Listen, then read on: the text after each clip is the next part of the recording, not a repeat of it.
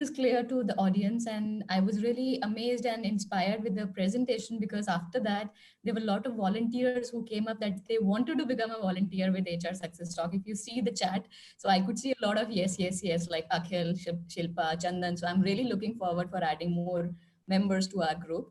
So really amazing, and thank you so much for that. Before I start on this particular topic, there's one quote which I wanted to give it across, which I think with this current scenario and this year is pretty relevant. Which says that there are weeks when decade happen, and there is a decade when nothing happens in weeks. Okay, so we all are going through with that particular change right now. You're really not able to sure how to absorb the information we are getting all together, how to absorb the challenges we are going through all together. But this is a time when you need to relax, absorb as much information as you could, and just go with the flow. At times you need not to fight for what is happening in the industry, what is happening in life. It is always okay to settle down and just go with the flow. So that is something which I want to start with this particular journey. Also, I think when we talk about this particular topic, a little insight, which I will cover it up initially before I start with the conversation. So I think this is something which I would say today we are working on this particular topic, which is majorly transforming to a true HR professional. And we are going to cover, so introduction is done. So this is the agenda we are going to cover today. Then we are going to have a panel discussion. So I will be going and discussing a lot of questions to all these panelists, because I'm always looking forward to learn. And I think this is the platform where we'll try and learn together.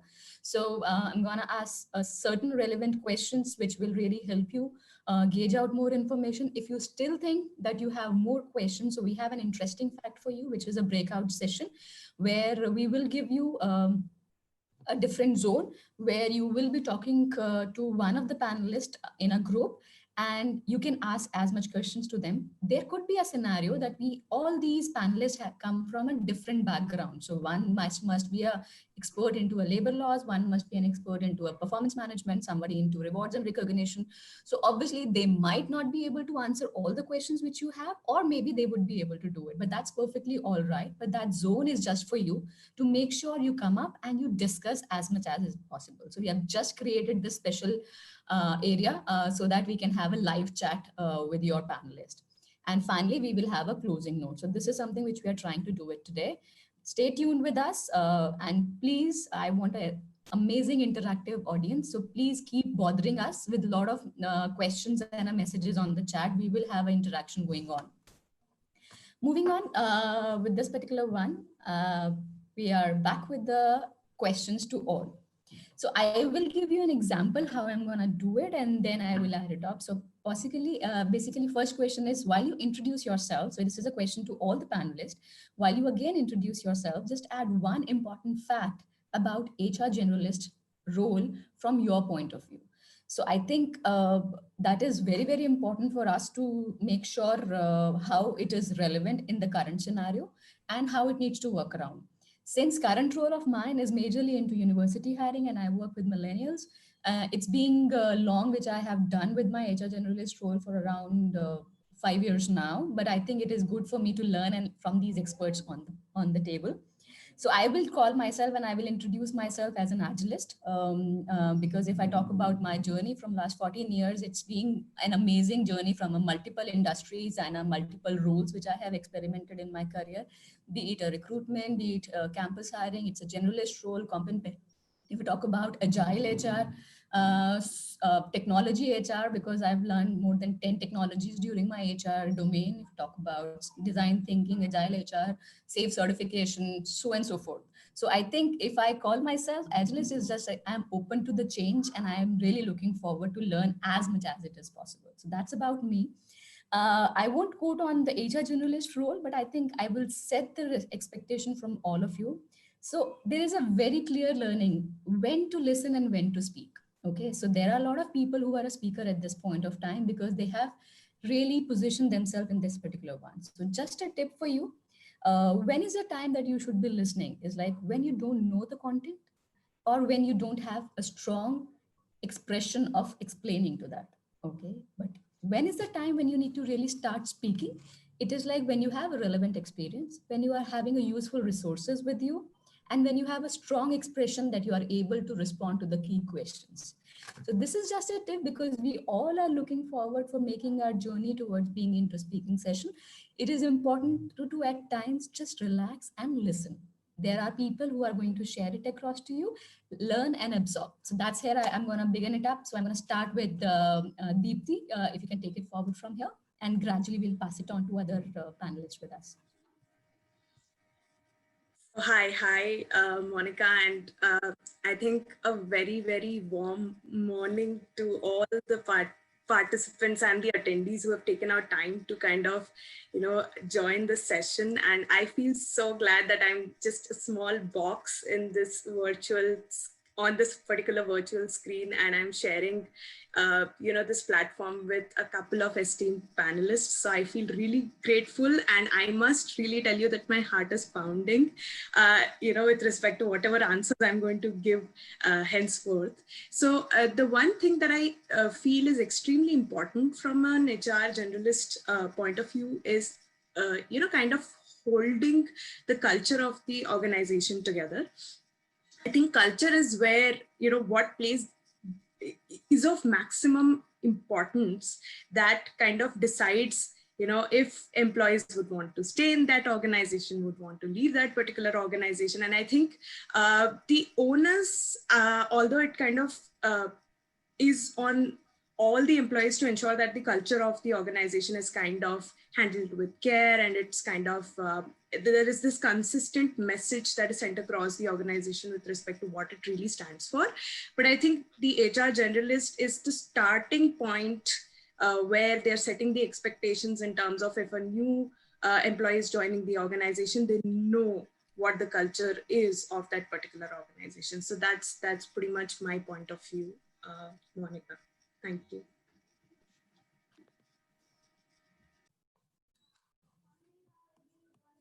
All right, so can we move it to Isha? Hi, Monica. Thank you so much, Deepthi, for such wonderful words. And hello, everyone. Welcome to this webinar. I'm so looking forward to that breakout zone time. That is something really new. Thank you, Monica, for having that special part attached with this webinar. And also thank you for inviting me to be a panelist in this wonderful discussion. When it comes to an HR generalist role, the one thing that comes to my mind, which is very important for an HR generalist, is communication. So when we start, when we think of an HR generalist, it comprises of hiring, it comprises of compensation, benefits, the performance management system, employee engagement, training, development. So everything is being covered in an HR generalist role. HR operations is one of the major parts again. So every step, communication plays a very, very important role, whether it is the communication between employer, whether it is the communication between interviewee and interviewer. So at every step, I think communication plays a very vital role in an HR generalist profile, and we all must take communication as the top priority, because uh, even if there's a small gap in communication during this entire process, it can have big consequences. So I think this is one thing that we should always keep in mind while we are preparing ourselves to be HR generalist. And nobody can be perfect, obviously, but I think this one point, if we keep in mind, I think we all can do wonders in the HR generalist role. Thanks, Monica. Thank you. Yeah, yeah, please.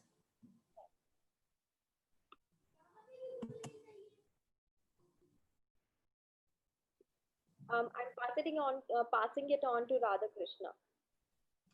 Yeah, thank you for adding me to this panel. I feel that I'm really privileged, and I'm glad to be part of this HR success talk and other things. And as regards HR journalist is concerned, nowadays, out of my experience, I deal with about 60 odd and odd companies as a legal advisor. In respect of the labor and employment matters, I advise them, some of which are service sector, IT, ITES, and as well as manufacturing, so on and so forth. in most of the cases, from the HR perception, I could find the legal aspects pertaining to the employment contracts and other things. Mostly they are following the same and not updating. And of course, I would say that there are exceptions in it. And according to me, the HR journalist should know everything about law because he is the face of the organization for an employee while coming in. And right from the selection to separation, recruitment to retrenchment, and as well as entry to exit. And entry is equally important. Exit is also equally important. Exit is also equally important to take care that after leaving the organization, exiting from the organization, there should not be any problems to the organization or any such thing, or we also should maintain a cordial relation to this thing. So, HR journalist, like you said, that he should be a master of all, and he should know something of everything in each and everything. And depending on the need, because necessity is the mother of invention, they would be able to develop it, develop and further would be able to accomplish it rather, because we have the knowledge, a fair knowledge at least is must, and for accomplishing it, one can go into the details as and when it is required. That is my perception about the HR journalist, right from the contracts, even in the offer letter, right from offer letter to the interview and selection, intimation of selection, employment letter, afterwards probation, confirmation, and performance improvement plan, counseling, so on and so forth, promotion and other things, resignation, relieving, and separation, as well as termination, retrenchment, whatnot. Everywhere the legal aspects are involved in it that need to be taken into, because if you are aware of the law, you would be able to mitigate the litigation. Otherwise, litigation is a speculation without knowing the destination. That is the order of the day. To put an end, it is better to implement at the threshold and to comply with. Not only that, in respect of the employment matters, in respect of the complaints, statutory complaints, in respect of filing of returns or whatever it is. Now, everyone has to upgrade themselves because there are 4 labor codes that are coming. In the 4 labor codes are going to play a vital role. And all these days, normally the labor loss impact is not much on the IT, ITES industries, I can say, because you all have luckily white collar employment. And mostly people think that the white collar employees are not they are not covered under the labor laws, but it is not. It is not the question of white collar, blue collar, or whatever it is. It's a question of worker, non-workman. And in the new code, they have also introduced a definition of employee and also distinguished the difference between an employee and the worker. It is not by designation, it is not by salary, it is purely by nature of duty, coupled with the designation that need to be looked into. And in the wage code also, there are several changes in the wage code. Earlier, certain of the employees were only covered, not even right under the new wage code. Even the vice president can make a claim under the payment of wages act. So it is one and all is covered. It is the scope is wider and coverage is wider by virtue of the new codes. One should be aware of it, and that would really help. Knowing law would help for mitigation of litigation. Rather, referring to the section where there is a problem, then we have to fight for a speculative litigation. That is why I always, it is better to update ourselves in respect of the employment or the returns or whatever, and whether it is a social security and all. So many acts are subsumed into one act, and finally they brought it to 4 codes. Sure. I think very valid points, sir, you have covered at this point of time, because we were majorly looking out for an inputs initially and then your introduction. We will cover these pointers with your next question, which I'm going to come up with. So I'm going to hand it over from here to Govind, and I'm going to keep Nishikant at the last to sum it up for the first set of this question. Thank you. Thank you, Monica, for moderating the event, and Aneri for the great introduction. So I will not repeat what Aneri has said. The things I would like to add as far as my profile is concerned, the one is that in my 20 years, I've been working with different industries.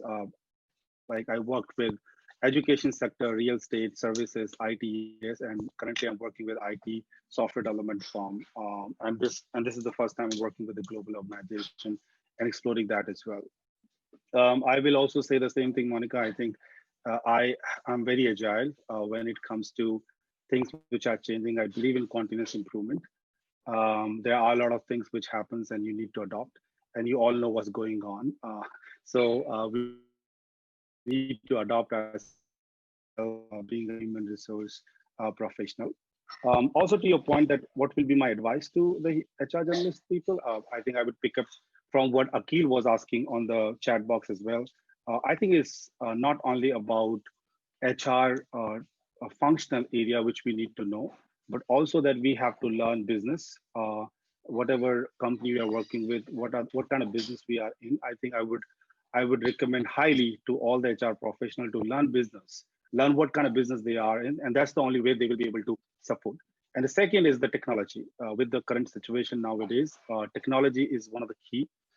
You not only need to learn technology with respect to HR, there are a lot of HR tools available in the market. You should be aware of them. But you should also be aware of other HR, non-HR technical tools, which can help you to do your job better. So that will be my advice to all the HR journalists who are in this webinar. And with that said, if I can just move to Nishikant, that would be Yes. awesome. Yeah, thanks, Govind. So, very warm welcome to all of the participants. And first of all, I would really like to thank the HR Success Talk, because such a platform is such a in a very important way playing a very crucial role nowadays. Because I could remember that when we started our career, there was no such platform where we could learn and share the things. So such a platform would really help new joiners or new professional in HR. They will able to know the new things and the transformation that has been going on into HR. Because nowadays, as Mr. Radhakrishnan and Govind has said, that HR is going through a transformation through different labor laws also, and at the same time, multinational companies are coming up into India, and they are also asking for new ways of working, and their expectations are also from different that from those in the traditional ways. So social accountability has become the key point area. And as far as the HR journalist profession is concerned or profile is concerned, it is so versatile that one has to really good at whether it is being recruitment selection, conflict resolutions, grievance handlings, labor laws, understandings, PMAs, or at the same time, he has to look into the business also, and he cannot take a risk due to any technical flaws. Mr. Radhakrishnan must be knowing that any technical flaws in labor laws compliances or any social accounting compliances lead to disputes, damages, and all those things. So one has to be taken this particular professional very seriously and has to have a very acute knowledge of all these compliances. And at the same time, organization behavior is very crucial, because as a HR journalist, you have to deal with the people. So people pulse is also very crucial. When you understand that particular thing, you could run the business very smoothly. And I hope that today's session will help our participants to get to know these things in deep, and that will help them to take their career forthwith. Thanks, Monica. Thank you so much, Nishikant. I wanted you to conclude the first topic very clearly. That was the only intention for keeping you at the last, and glad you did it very well. Moving back to the specific questions to the audience. So I'm gonna, the panelist. But before I do it, I've seen plenty of questions coming up. And I think if I generally ask the clear question, which is coming highlighted at this point of time, is like, one is, what is the difference between a HR generalist role and HR business partner? And second question, which is coming up relevant at this point of time, is how is the role of HR business partner updated at this point of time with the current scenario? So how it has gone transformed from the previous HR generalist role to an HR business partner role at present. So while I'm going to ask questions to you, I would really want that you touch base on this particular concept in your responses as well. So that's a request to all the panelists. The first question which I have, it is for Deepti, where we are going to touch base on the first and the important pillar of our HR generalist role, which is an onboarding. So Deepti, just help us understand, what do you think is onboarding? Is it just an HR process, or does it really have an organizational impact? We just do it a lip service, or it is majorly being covered as a key parameter from the organization perspective? So just help the audience to have this answer. Yeah, thank you so much. Thank you so much, Monica, for this question, and thank you for bringing it up. Honestly, having been in the HR field, I think there is no such process which is just like a lip service. If there is such a process, it has already been kind of made redundant or it has been replaced via the medium of automation, is what I feel. That being said, I think HR onboarding is a very crucial piece to ensure that the employees have that first touch point with the organization and they feel like, staying in a particular organization and endorsing it in the longer run. So I was interesting an article yesterday on how onboarding is kind of creating an organization-wide impact. And there was this article by Sapling spoke about facts to kind of back it up. So it said that, if there is a good onboarding program that is put into place, it leads to 82% of employee retention, which is a huge number. And apart from that, what it also said is, interestingly, that 88% of the organizations don't have a very great onboarding program in place, which can lead to better organizational impact. So again, onboarding kind of helps in increasing the employee productivity. I've read various research papers, some of them claiming to be like there's a 54% increase, there's a 2x times increase, and numbers like those. So how exactly does it help, right? And it doesn't only have to kind of pinpoint on the process piece of it or the paperwork piece of it, wherein we are just kind of collecting documents from the candidates as a part of the background verification piece, or kind of sending them a list of trainings to be completed beforehand or prerequisites to be completed beforehand before they join the organization. It has to be more a connection-based thing, wherein the recruiter or whoever the person is who's kind of getting in touch with the person at the first instance, that person should kind of establish a good working relationship from the very start, and there should be a constant candidate engagement that has to be put in place, which kind of later on translates into great employee engagement. So it has to be even before the person kind of joins the organization, the person should already feel that he or she belongs to that particular tribe or that particular part of the organization, right? The employee should feel valued, the employee should feel important. So that can be done in terms of, probably sending them mailers about what the organization is up to, in the past quarter or for this particular month or anything of that sort. Once the employee joins the organization, of course, you have the orientation and everything put in place, wherein, the employee gets to know about the vision and mission of the organization, the working style, the culture. The employee also gets to listen to the key leaders within the organization, talk about how they are handling their teams, how their businesses are growing, and how these employees will now contribute in increasing the revenue of the organization or towards building a better culture within the organization. So I think it is nowhere just a lip service. A great onboarding program wherein you have a proper buddy who's kind of allocated to a particular employee, and you have a 30, 60, 90-day checkpoint wherein the HR generalist is kind of speaking with the person to ensure that they are well settled within the organization. I think it'll go a long way in building a great relationship. And that being said, I have kind of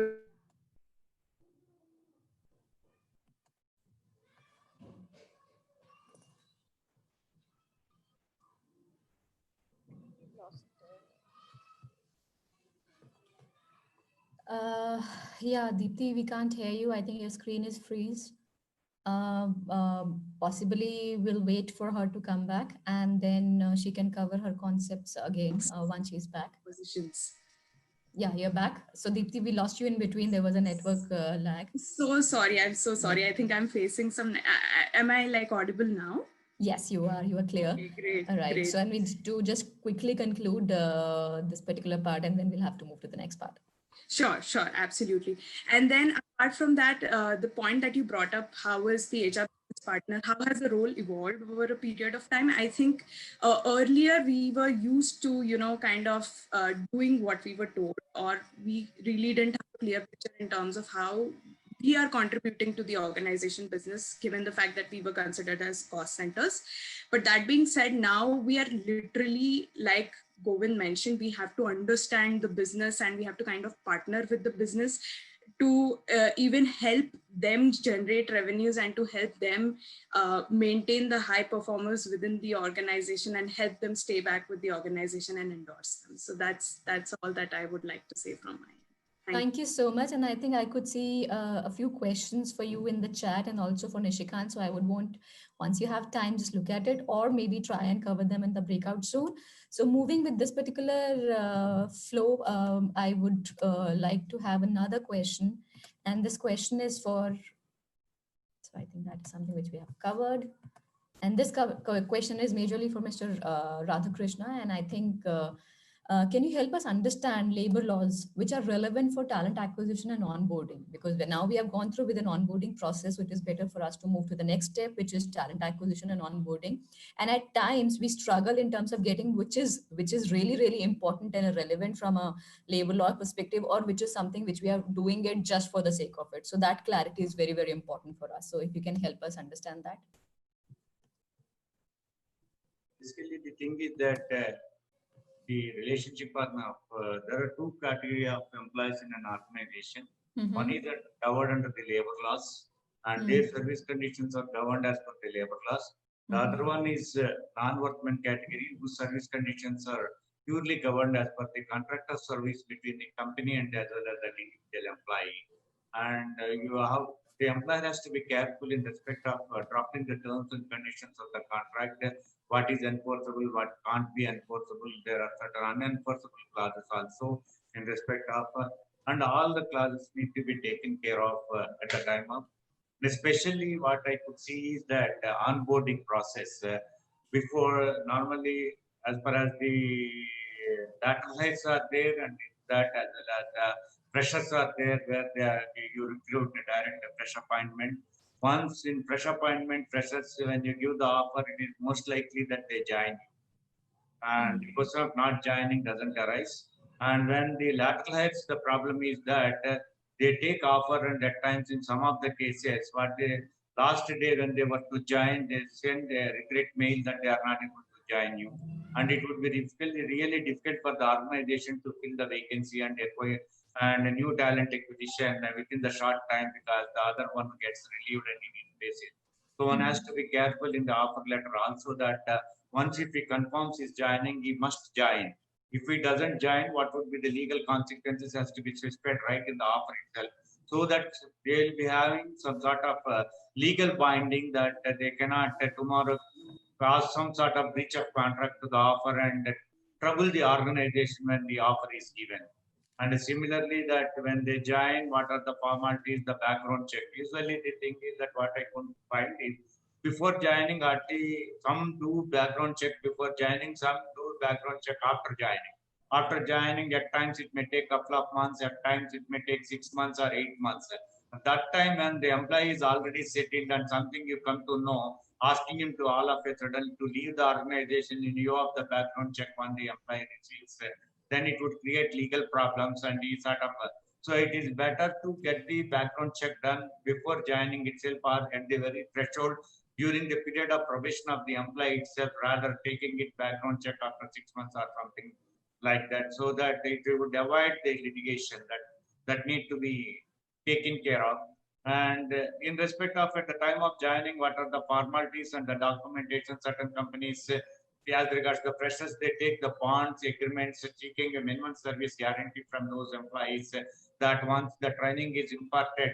Another thing is that they will be handing over their laptops and company property. They would come to know in the process of their job, they will have the knowledge of the technology process and whatnot, everything, how to take care of the data privacy and other concerns are also has to be into.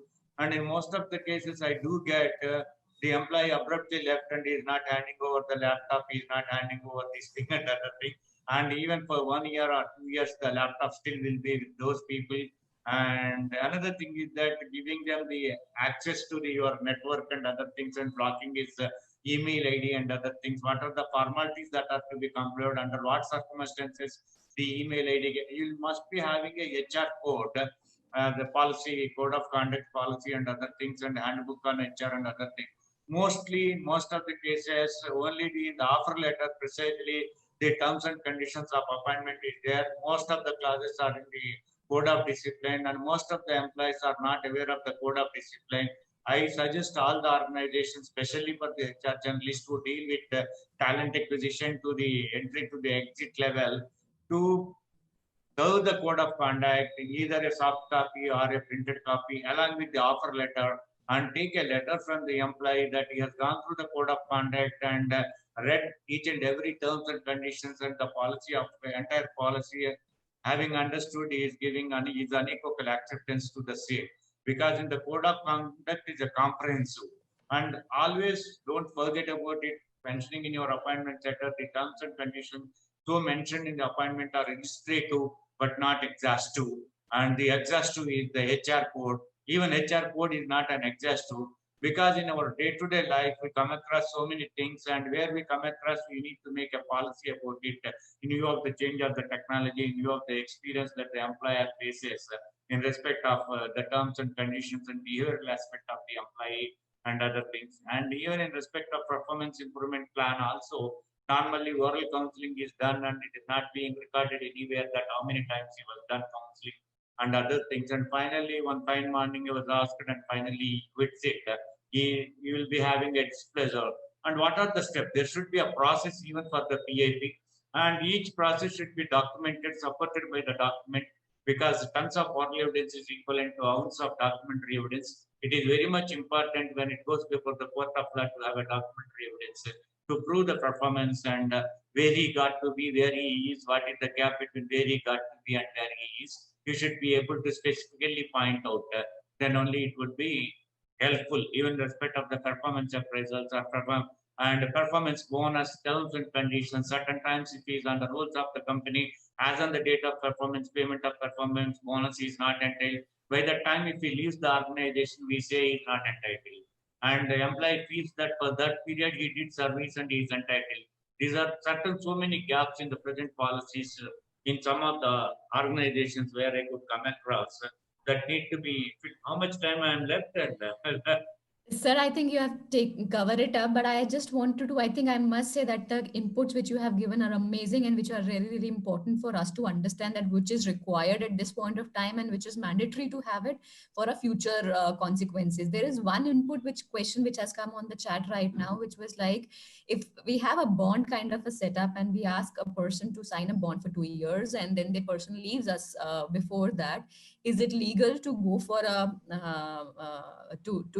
is it legal to go and sue that person to get that money refunded within those 2 years? Absolutely. I got the point that in the event the employee executing a bond in favor of the employer, whether it is binding on the employee, whether the employer can enforce it or not, is the question in short that has been put. Correct. Yes, certainly, but the drafting of bond is also important. It should not appear as a unilateral.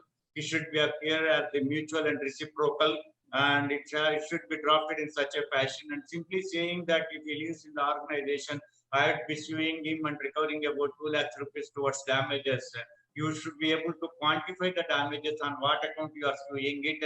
Like what you say, that recruitment cost and as well as the imparting training, the tools given for the training, time spent by the seniors in imparting training to such person, and also and most one has to be very careful in this employment contracts, because the Supreme Court once said the contract between an employer and employee is a contract between lion and lamb. It's a contract among unequal parties, not among the equal parties. There may not be any free consent. So we have to be careful, and definitely it is binding, it can be enforceable. It all depends how you put your covenants and draft it. That depends on the pleadings. Sure. Got it. Thank you so much for all the inputs. Moving to the next question, and I will, with the flow, will try and make it as fast as possible considering the time frame. So the next question is for Isha. So now we have understood onboarding, we have understood the clauses between talent acquisition and what to be done and what not to be done. Now the person is already onboarded and we are going through with the different programs like competency mapping. We are also thinking about PMS. So like wanted to understand what is a PMS system and how to choose appropriate PMS system for different types of organization. So just Isha, if you can run us through with this one. so much. Isha, can't hear you properly. Can you be a little louder? Can you hear me now? I can, but the volume is a little low. Just give me 1 minute. Now it's fine. Yeah. Thank you. It's fine. Is it fine now? Yes, yes, yes, yes. Okay, thank you so much, Monica, for this question. And when it comes to performance management, I think this is one of the most interesting topics that I find. And to speak about this, it is, it is lovely to speak about this topic. So when it comes to performance management, I'll just quickly give a brief about what exactly performance management is. So performance management is nothing but it is just a tool to evaluate performance of individuals in an organization. So what happens in the beginning of the year is that we set a goal for every, so the organization, sets a goal for itself. And these goals, when are being set for the organization, they trickle down to the managers, to the leads, and then, so on till the individuals. So once we have the goals ready, now we know what we want to achieve by the end of the year. We start working on a plan to achieve those goals.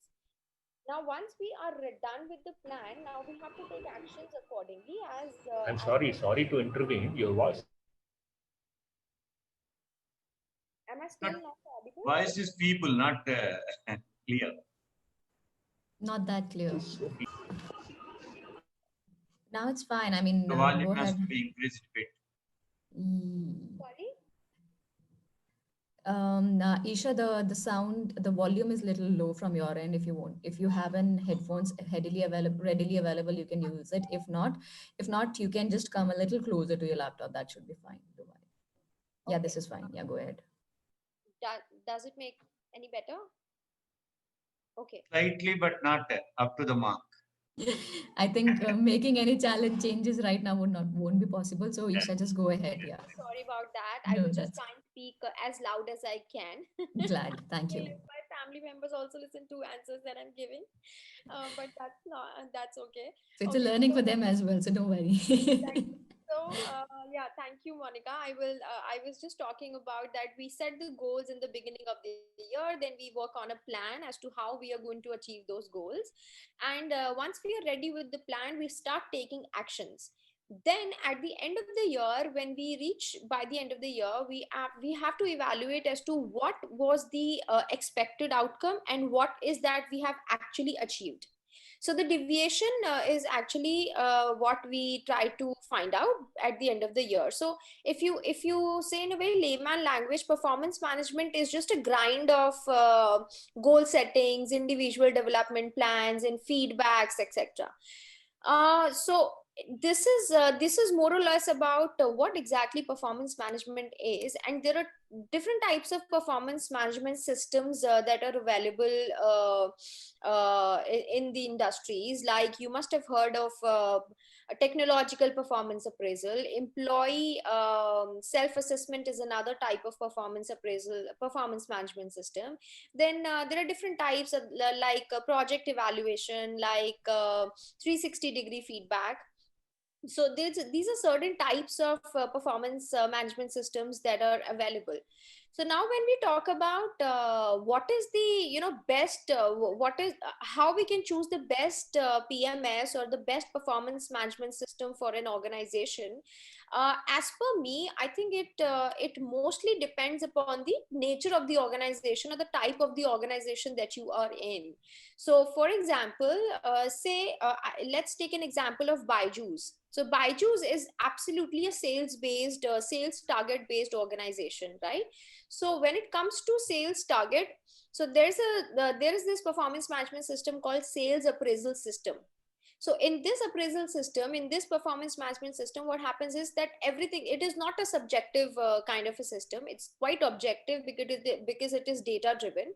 So you have all the sales targets that you were supposed to achieve, and you have all the actuals that the people have achieved.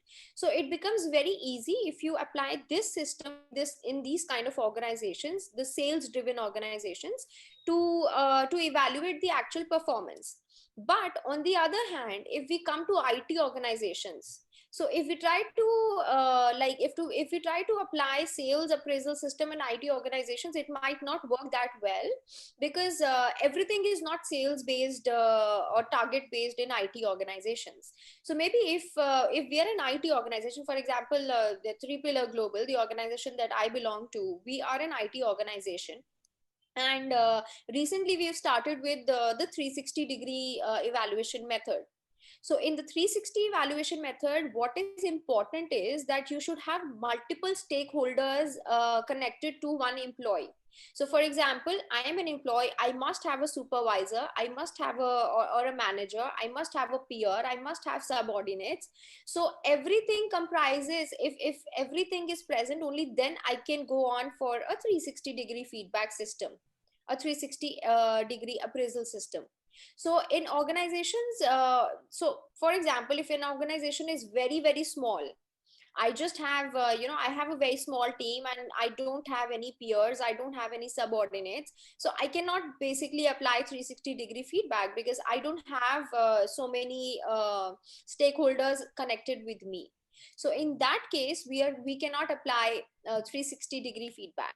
So what I'm trying to say is that, it depends on the nature of the employee. Another example that comes to my mind is the manufacturing companies. So manufacturing companies where we have blue collar employees or workers, they are actually involved in different projects. So when it comes to, for example, if we talk about manufacturing of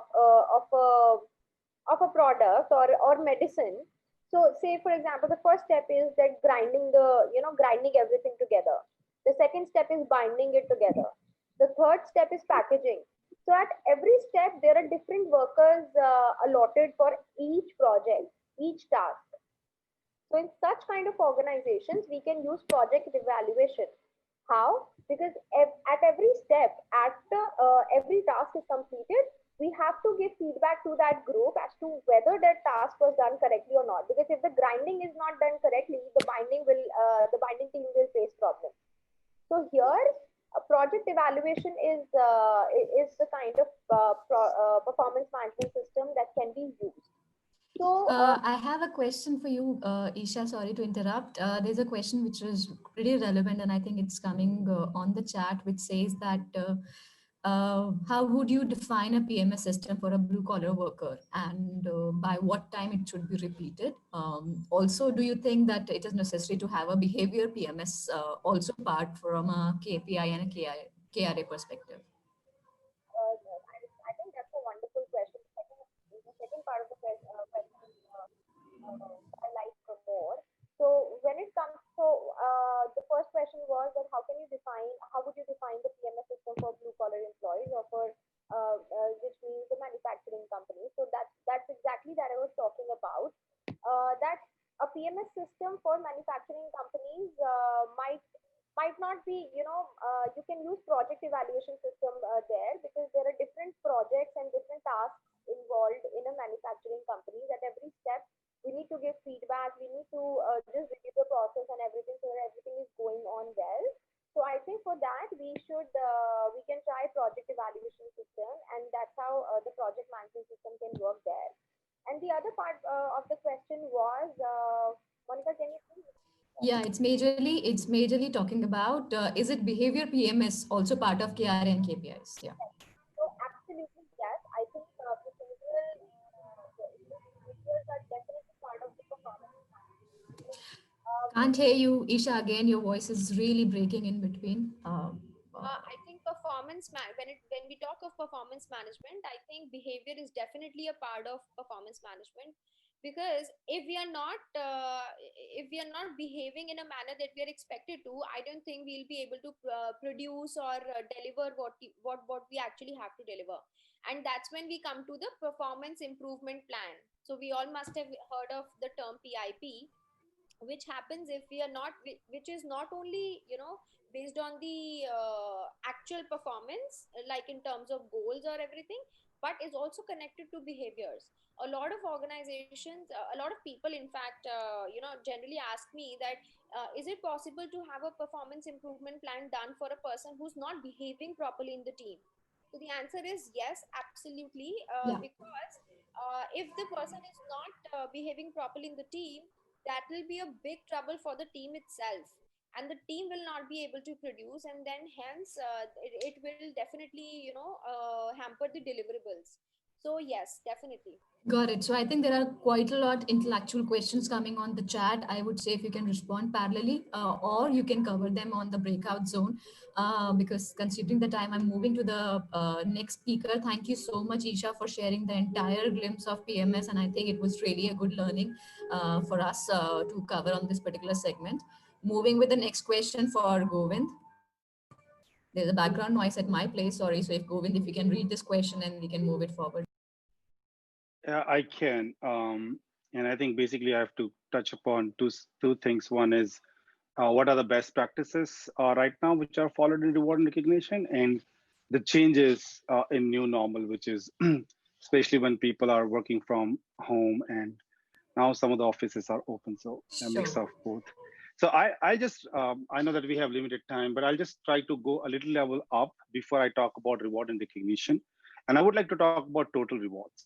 I think many people, when we hear this word reward and recognition, the money comes in the mind, wherein the reward and recognition is not about money. And I think that's what the myth I would like to solve today. But let me go to one level up. Reward and recognition is part of total rewards. And when we talk about total rewards, basically we are talking about four things. We are definitely talking about compensation. That's one piece of it, which is basically your fixed salaries, your variable salaries. You see a lot of sales incentive, performance incentive, stock options, long-term stock options, all fall in that bucket. So that's one piece of it. The second piece of the total reward is benefits. So when you hear the medical insurance, accident insurance, tax saving buckets, which you have, all the social security scheme like PF, ESI, some of them are mandatory, of course, and Mr. Radhakrishnan Murthy is an expert in that, but these are mandatory by government. But there are certain which are from organization to organization. People are giving free lunches, free food, pick and drop. All those are benefits which you give to your people. The third option, the third bucket is work environment. And the reward and recognition fall in that. So work environment talks about how is the culture around you? Is it a collaborative culture? Is it something where people believe in transparency? Is this a culture of recognizing people's effort? How the office looks like? What kind of reporting structure you have? Do you have open door policy? This is called work environment. And the fourth and my favorite one is basically the capability development. When you are focusing on the development of the people through developing them through a training program, making them participate in a lot of certifications, making them participate in outside world webinars and whatever is the case, by which, and mostly people, if you have to ask me, it's L&D basically. So these are the four buckets which I would like my audience to know when you're talking about total rewards. But today for this webinar, we are not focusing on all the four. We are focusing specific on rewards and recognition.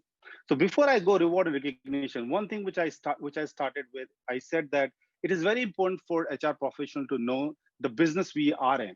And it is equally important for you to know when you're developing your R&R, what kind of business you are in. Primarily, there are three kinds of businesses. One, where you are into operational excellence, meaning a company, or you can think of your company and your company might be falling in any of the three. So operational excellence companies are which are very expertise in the operation. They are like airlines. They are very, very, expertise in what they do, right? McDonald's, like the operational excellence, they just know how to order and all that stuff. Another one is product leaders, company which are like product leaders. They have their products and their products is known to in the market, and they actually, make their impact in the life of the people by their product.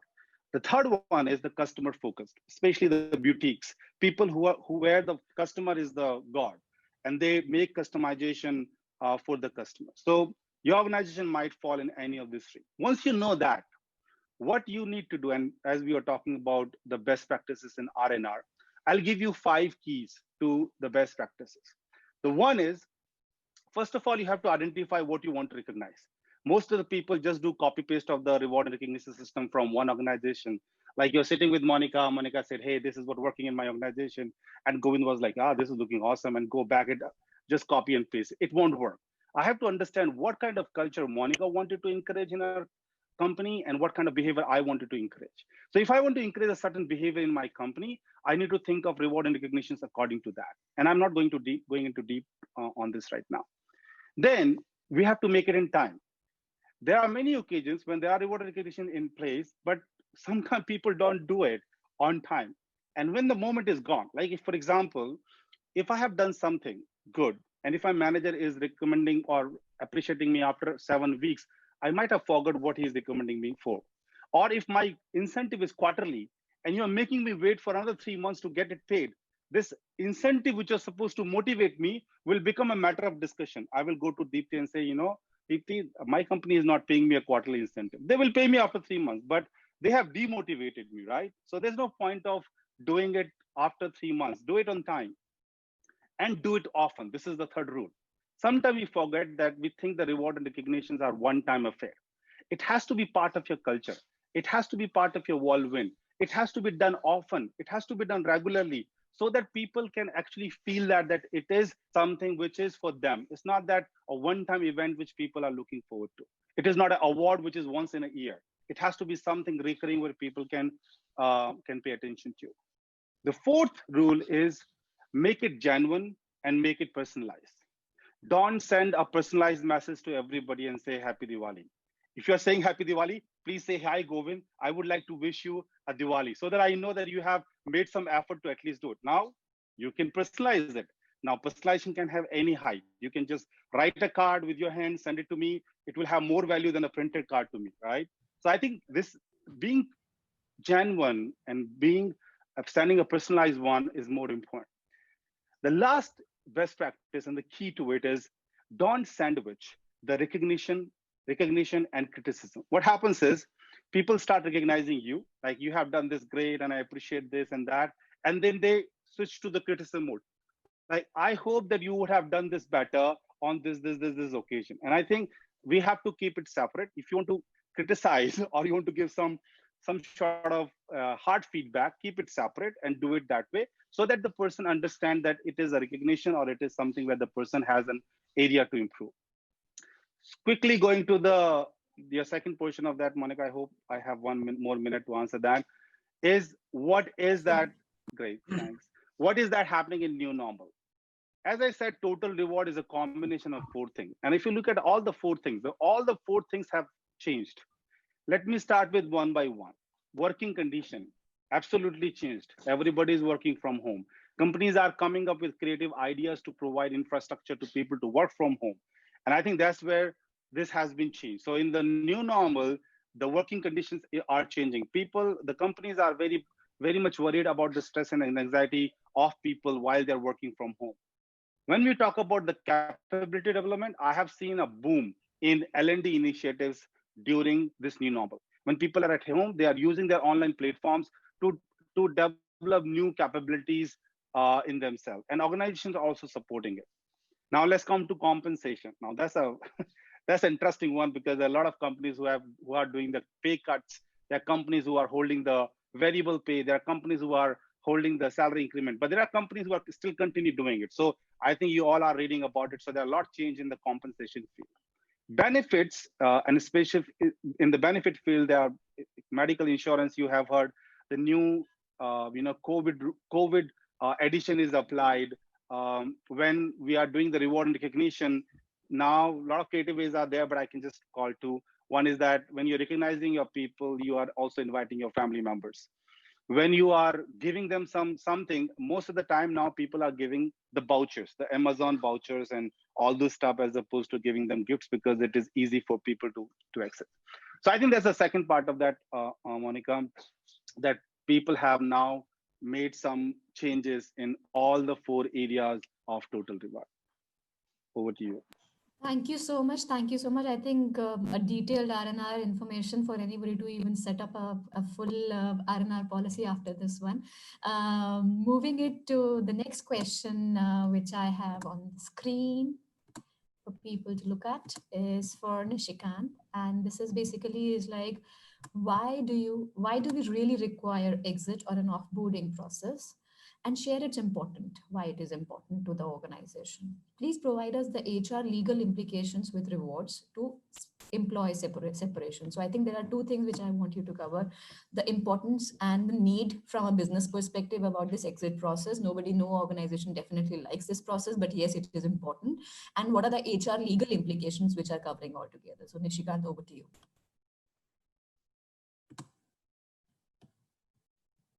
I think Nishikant, you're on mute. I can't hear you. Yeah, yeah, you are right. You are rightly saying, Monica, that separation is a very painful process. But sometimes it happens by way of voluntary separations also, and sometimes it may be happening due to involuntary separation also. So while in every separation, one has to look into it that separation has to be done absolutely in sync with the agreements and in sync with the respective labor laws. Because if you do not handle those separation as per the terms and conditions mentioned in the appointment letters, agreements, or employment contracts, or in sync with the labor laws, those flaws may lead to dispute. And later on, those disputes are very difficult to handle. So therefore, in voluntary separations, normally these separations are being initiated by the employee itself, while he desires to quit the organization for so many reasons. And during these separations, employer has to reply, whether in form of he has to accept the resignation, he has to reject the resignation, he has to put on hold the resignation. So one has to have a clear cut dialogue with the person who has been on the verge of quitting the employment, because any separation is a way of terminating the employer and employee contract. So once the separation process completed, the employer and employer relationship cease to exist.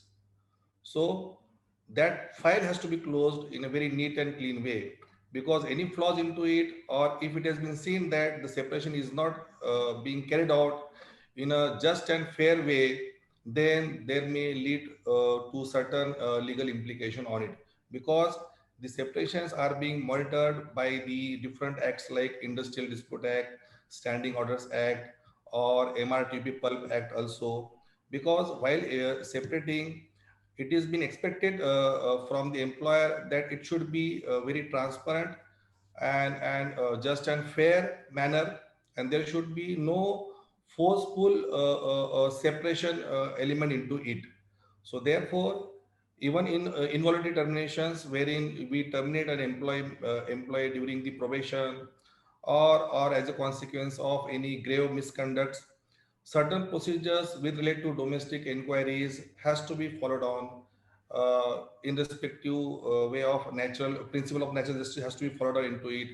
And after what you can say, dues clearance, those dues has to be done in a very transparent way, whether it is unpaid wages, payment of leaves, bonus, gratuity, or any other incentives. So this process, altogether this process has to be carried out in a very transparent, just and fair manner, just to see that the separation is being done in a way that there is no grudge in the existing employee, and at the same time there is no lacuna on the part of employer. Because if it leads to dispute, and if it goes into the conciliation process at the ALC or DLC, let's say labor commissioner office, or further on that, it takes so much time, and at the same time it hampers the goodwill of the employer in the market also. Because every separating employee is a your ambassador kind of a person who may dent your recruitment market. So therefore this process has to be followed into a very just and fair manner. Therefore the terms and condition mentioned in the appointment letters, offer letters, or your standing orders has to be taken into consideration while separating an employee. So that's why I would like to say that every HR professional, while separating, just go through the personal file, check his appointment letter, any other document, PMS records, his date of birth, age, and any other papers which must be helpful in separating the employee, while clearing the dues, what sort of assets being given to that employee during this employment. So all these things has to be taken care while separating employee. Don't to be in hurry, don't to be sometimes it happens that one has to clear out the employee document or dues in a very hasty way, but those hasty way may lead you into trouble. So be calm, be patient, take into consideration every documentation. Otherwise, you will have to take the help of Mr. Radhakrishnan then thereafterwards. Yeah. Nishikant, I have a question on the chat for you. It is like, can a company can take action for an ex-employee if he has joined the competitor after no dues signed by him? So if he has already signed a no dues, still he joined the competitor, can we go ahead and make it legal? If we have accepted his resignation and if we have relieved him, Yes, we have relieved him. once we relieved him, then he is free to join any organization. No, if in case he has assigned the kind of a certificate which is like okay, fair enough. So I it is would clarify maybe it. I would clarify. Yeah, Mr. Radhakrishnan will be the right person to go into such technical sure. details. So I think let's do it this way, Radhakrishnan. And there are 2 or 3 Yeah. questions which are more relevant for you, and I would really want you to cover those during your breakout zone. We are, and I think that will be a good starting point for the conversation. So I think thank you so much, Nishikant. I think we had a wonderful discussion in terms of, we started up with a being into an humane, that how it is more humanly important to be part of HR generalist role. We talked about processes, and we talked about technologies, and finally Nishikant covered it up, the key consequences if we miss out on any of the programs. So it is very well blended pattern which we have covered, and thank you so much for all the inputs. It is a time for us to now get into a breakout zone. So how much time, Nirpesh, do we require to get into a breakout zone? Can we start it right away? Or if we have 2 to 3 minutes, we can have another question. Yes, we have 2 to 3 minutes. We can go ahead with another question. Thank you so much. So I think there is a interesting question which I wanted to quote it up, because in this conversation today, one thing I wanted to highlight to all the members, this particular webinar is basically to give you a glimpse about HR generalist profile. There is a detailed process which have been laid out by the HR Success Talk, wherein 2 sets. One is a video messages from all these panelists where they have covered the key competences. They are sharing it with you. So please check out to the YouTube channel and learn more about it. Second is an HR forum. So they have an HR forum where the responses to anything and everything you talk about, HR processes, HR generalist role, you will have all the material available for you to read and study. So there is a link on the chat which you can easily click through, about which will be shared by our team right away, about our HR forum, and you can click it and learn about the processes which is available. So that will have a handy documents for you for all your queries. That will help you prepare better for the assessment as well. So that's brief. Moving on to the next rapid fire question to all our panelists, and I want each one of you to quickly respond.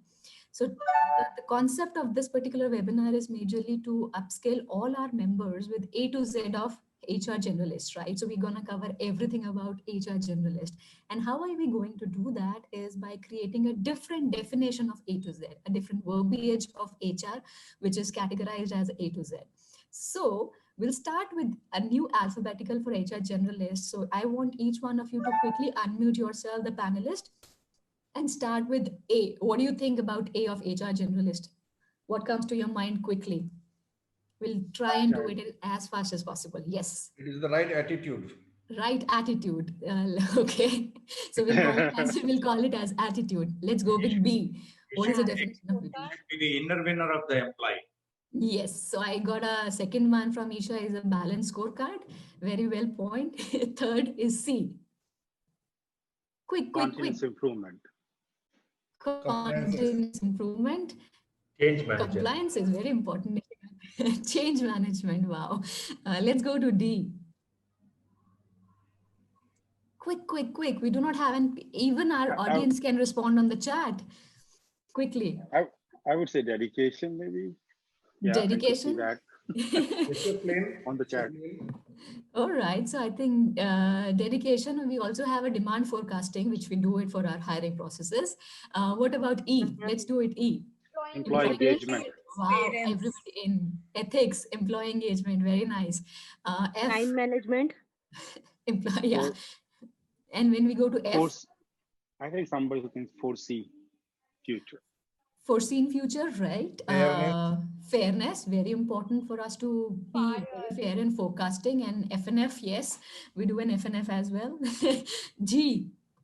A very negative term, but F for fire. Yeah, so I think FNF. Yeah, generalist.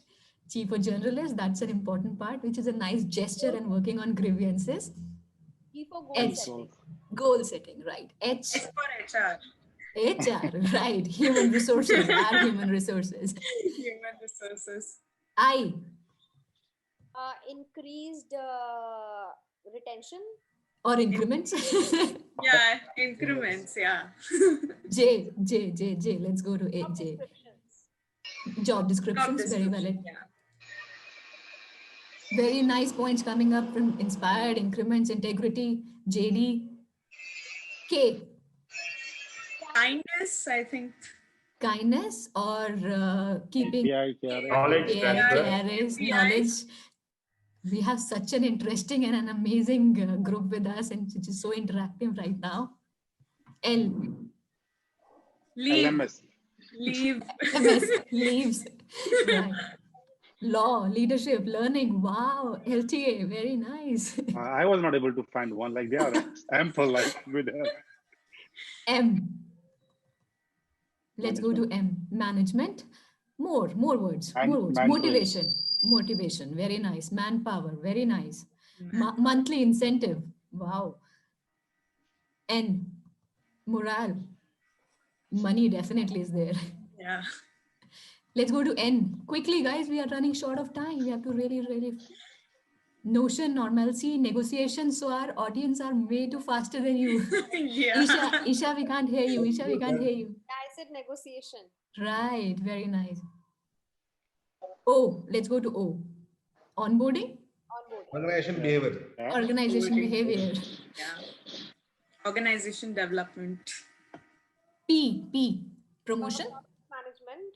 people connect, PIP, performance Participative management. management. Q, QIR. Quarterly reviews. quarterly reviews. Quality, okay. Let's think about quarterly incentive as well. So people have come up with that. R, Reward and recognition. Rewards. Yeah. retention, rewards. Resignation, yeah. Review, remark. S, Sustenance succession, practices. succession planning, separation, sustainability. Wow. T, Training and development. wow. Termination, talent acquisition, T&D, time management. Wow, we do a lot of work, guys. I think HR generalist role, I don't know how people say it's a small job, it's a much bigger job. U, Uninterrupted business. V, Umbrella of offerings, I think. yes, V, vision, uniformity, Values. values. of the organization. W, welfare. Wellness. Wellness, work, yes, workforce, workaholic. Now it is interesting. X. Now I want to know who gonna cover on X. Xmas X factor. celebration. Wow, Shreej, I am happy. Expert, X factor. Exchange. Exchange, excellence, yeah. And why? Ex-employees, very nice. Ex-employees, expectation. Why? Yearly reviews. Yearly reviews. Yearly Okay. appraisal. And yield, yes. And last one is Z. Let's define the last one. Zeal.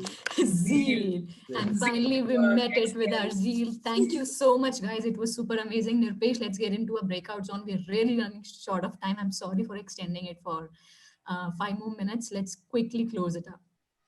Can we get into a breakout zone? Yeah. Before that, if you can ask Isha, because she was supposed to leave at 12:30, the breakout zone will take 10 minutes. Are you okay to spend 5 minutes more?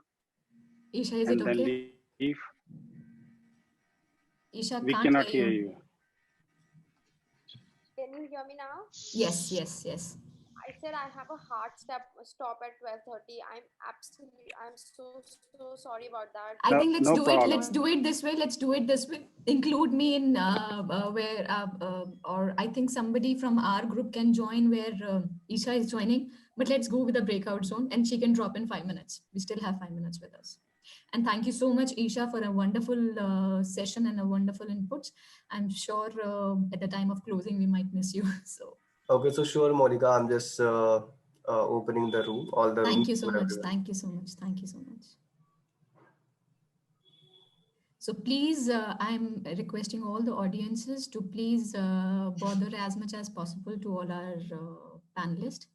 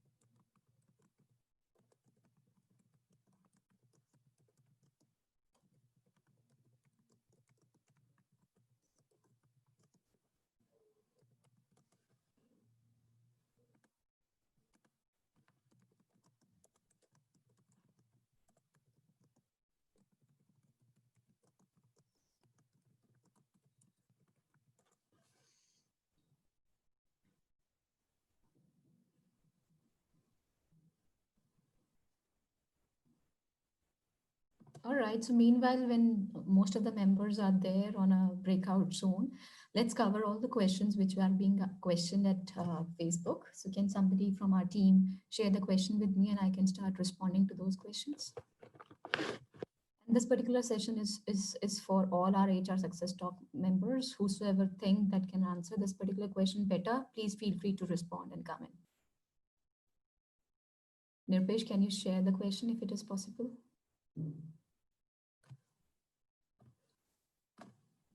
All right, so I Yes, think, just allow me a yeah, minute. okay. I think, Monica, you can refer to the WhatsApp chat where Deepthi has uploaded those FB questions. Yeah, there are a lot of conversation going in there, so I'm just struggling to You can search just which refer one. to Deepthi's. Yeah, I'll okay. pass on your personal chat. Okay, no problem. So I think the first question, which I understand that how you differentiate the roles of HR business partner and HR generalist, can we have both working together in an organization? So it's basically a terminologies which have been modified. Previously, we used to call it HR generalist, and gradually with an increase in the market where we are looking out for a business acumen and we were looking out for a business partnership. So evolution have came up where they renamed this particular terminologies of HR generalist to an HR business partner. And it is basically a role which is defining a business partnership because we want HR person to come and support businesses in all the forums. It is not something just defining a processes. It is more to do with understanding the business and making sure we are defining our processes as per the business need. So that is the term which is being moved from an HR generalist to an HR business partner. Next question. Sorry. Do you want me to read out the next question for you? Yes, please. Yes, please. That will be great. So the other question is, should an HR get involved in the career growth of an employee? Do bosses and HR talk during promotion?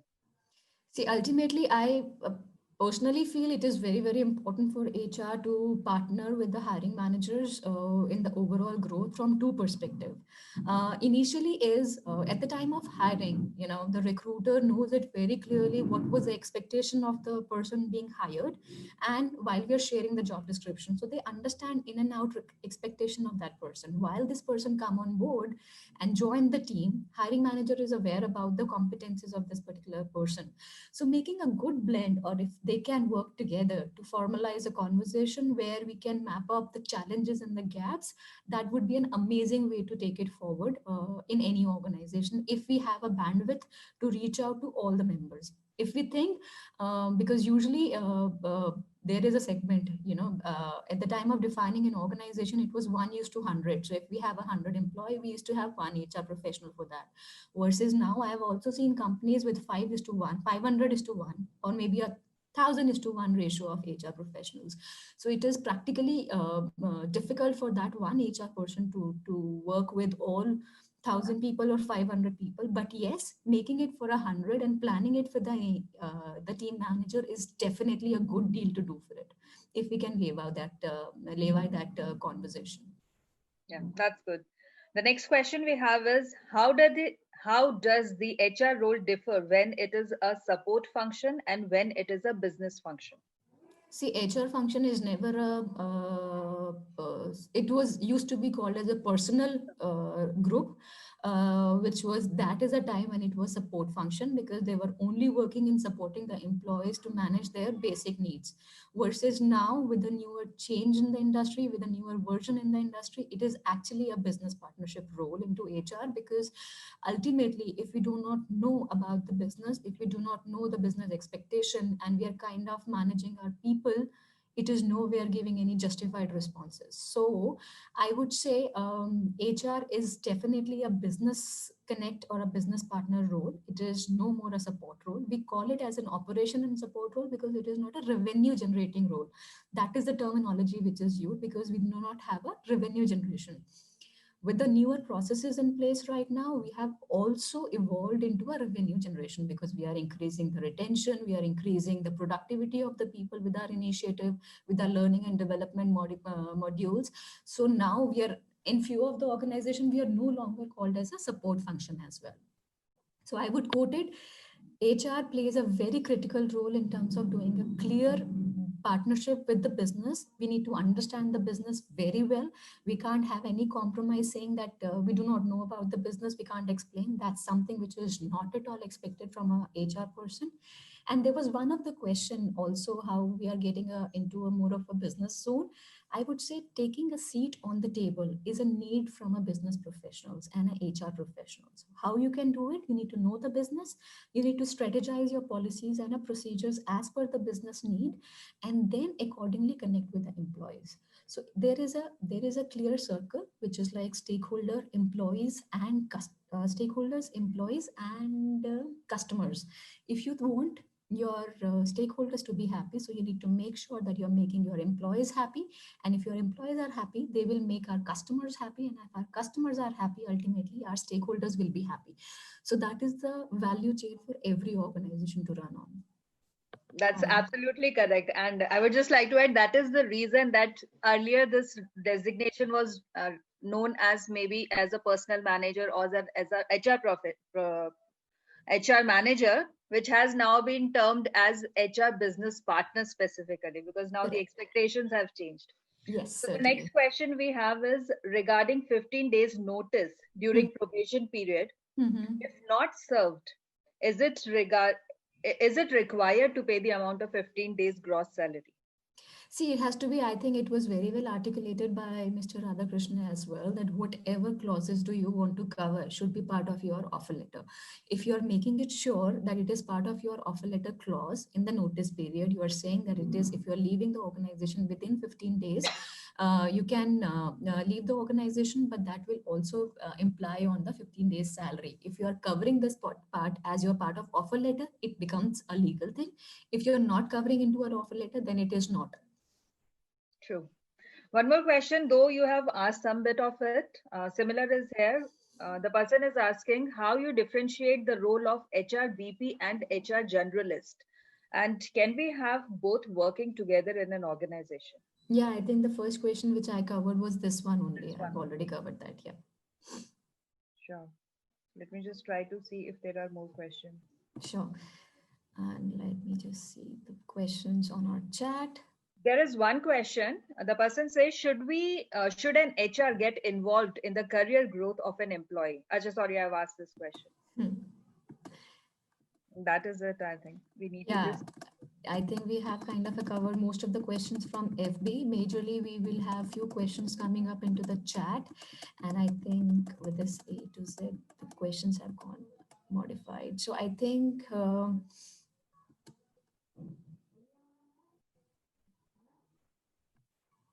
there was a question related to balance scorecard. The person, I think that would be understand more. Yeah. So this question is, if you need to hold a resignation that is put, How long can we keep the employee wait for the acceptance of the same? And if the reason for resignation is something against the term and policies, what all verifications can we ask them to submit? What is the clear line of border there for an employer to be aware? Please consider this point for discussion. So basically, there are two questions which this person is asking. One is ideal the scenario, because none of the organization have actually covered clearly in their resignation policy or a termination policy that why when they are going to accept it. And most of the organizations are actually covering it up till last day of the resignation. They also do a discussion till last day of the resignation date. But ideally, you can't hold a acceptance beyond that. If you have a notice period of 1 month, you can have a conversation during 1 month. But if it is the last day, you have to let go the person on that particular day. So you can't go beyond that particular one. So we have to stick to the notice period timelines into this particular segment. And we cannot ask a lot of documents from the person. If the person have decided to go, we can just have a conversation pertaining to our role and profile. So that's what I would say on the question of Aswati in terms of resignation category.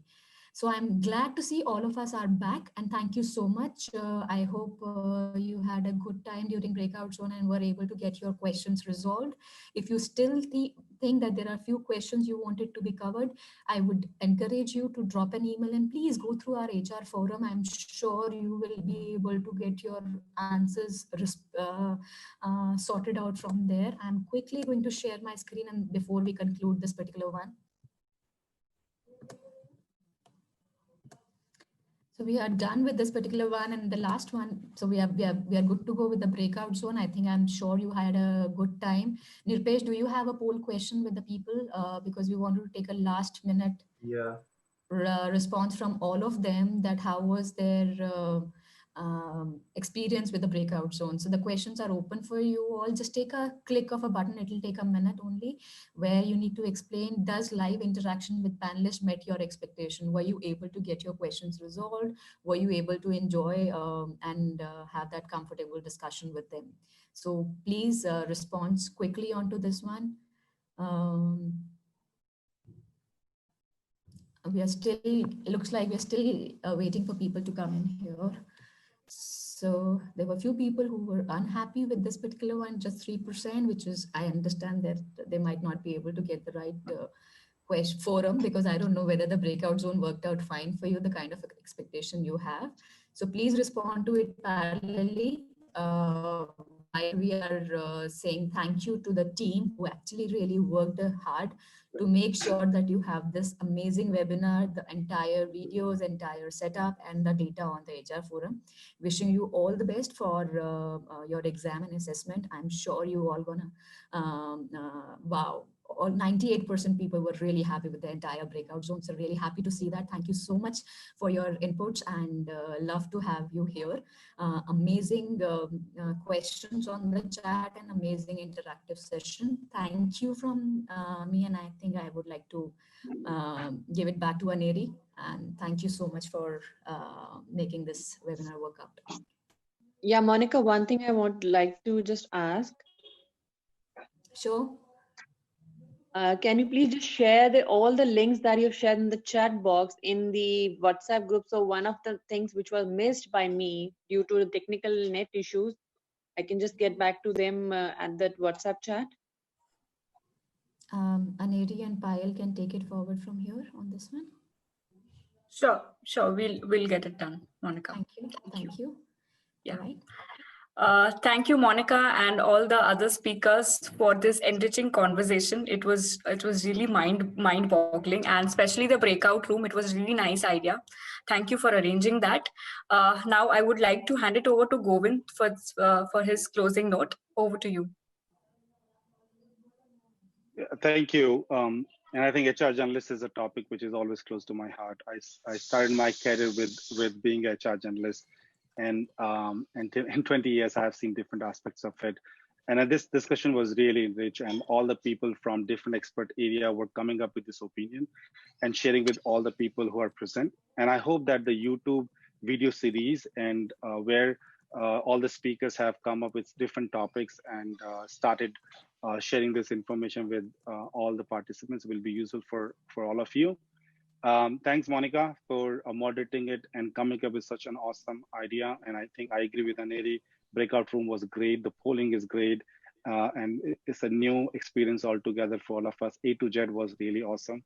Although I didn't do good out there, but the participants were better than us. And Aneri for hosting it so well and keeping us on the track during this whole process. The complete webinar team, including a lot of people. I didn't want to take names because it's a huge list. We have already shown everybody on the screen. So thank you very much, everybody in the backend team, which was working very hard to work on the technical aspect of it. So thanks, everybody, and hope this was an interactive and useful session for all of you. Over to you, Aneri. Thank you, Govind.